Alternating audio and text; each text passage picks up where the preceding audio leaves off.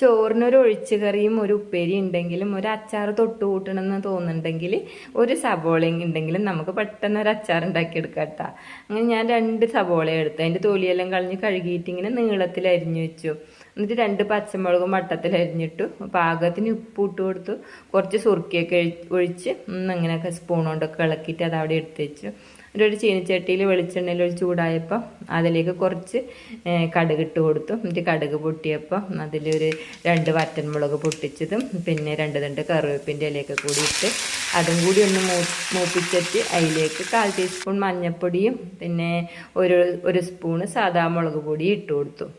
എന്നിട്ട് അതൊന്ന് ചൂടാക്കിയ കരിയാൻ പാടില്ല. എന്നിട്ട് നമ്മൾ ഈ ഉപ്പും സുർക്കയൊക്കെയും ഒഴിച്ച് വെച്ച ആ സബോളയിലേക്ക് ഒഴിച്ചു കൊടുത്തു കേട്ടോ. എന്നിട്ട് നന്നായിട്ട് ഇങ്ങനെ ഇളക്കിയെടുത്തു.